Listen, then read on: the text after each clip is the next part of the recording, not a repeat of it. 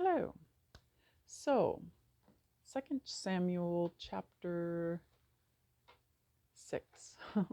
um, I just really, the Holy Spirit really just put it on my heart while I was reading it because it just kind of opened it to me in a different way than usual. And so, it's a story of bringing back the Ark of the Covenant, right? So, early on in First Samuel, read it yourself. I'm not going to try and give all the background story, but basically, the Lord kind of delivers the Israelites to the Philistines. They're defeated, and the Philistines capture the ark, have their own problems with it. They're kind of scared of it because it keeps making people sick and making their idols fall down in front of it. And so they send it back kind of like on a cart with an offering to the Lord, like, leave us alone.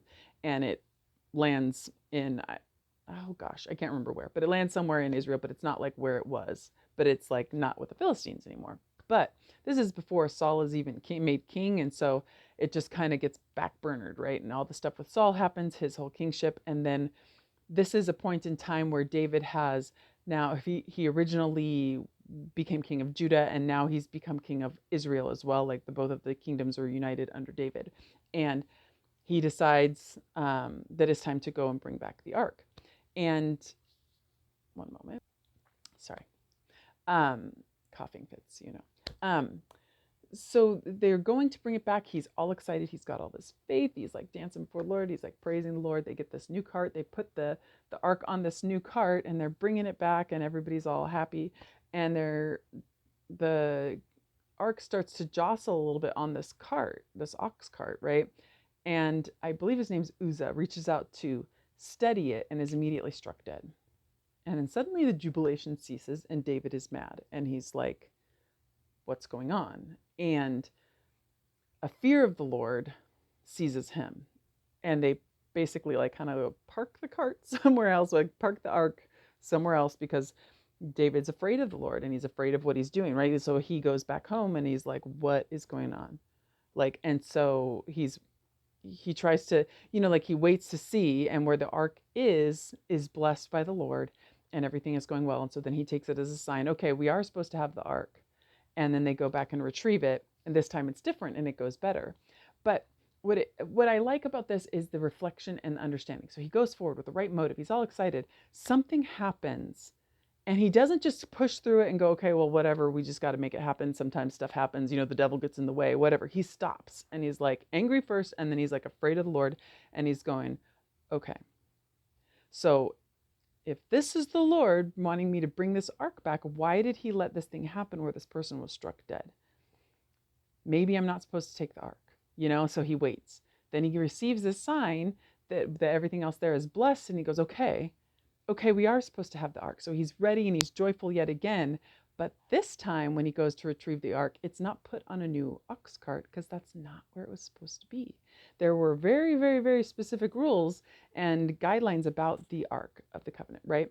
And it was to be carried by the Levite priests. And it doesn't go into all these differences. You have to kind of just notice the differences. But when he goes back the second time, it talks about the bearers of the ark, right? So he's got the Levite priests that are supposed to be carrying it. It's not supposed to be on an ox cart. And they take 6 steps, and then they do the sacrificing of like a fatling, a calf, whatever. They perform a sacrifice before bringing the ark back, and then David is wearing the linen ephod, which is like some kind of priestly garment that I think is kind of a scantily clad sort of thing, because this is that same where he's dancing before the Lord, and then his one of his wives, the daughter of Saul, sees him and talks about how shameful he looks and everything.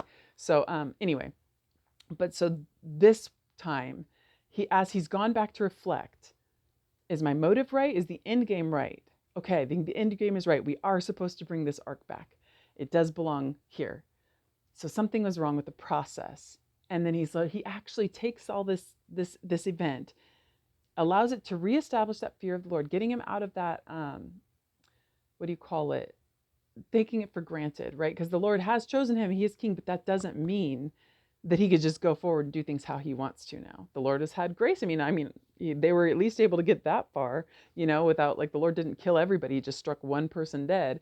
But it was just like remember that just because you have been chosen, just because I'm with you, doesn't mean I'm not still the same God who struck down like Egypt, like all the things in Egypt, and who I'm still the same God. Like, and this ark of, the covenant of that, the presence, right? The presence of the Lord. Like, this is to be treated reverently and not taken for granted. Like, if I've given you guidelines, like, follow those guidelines, right?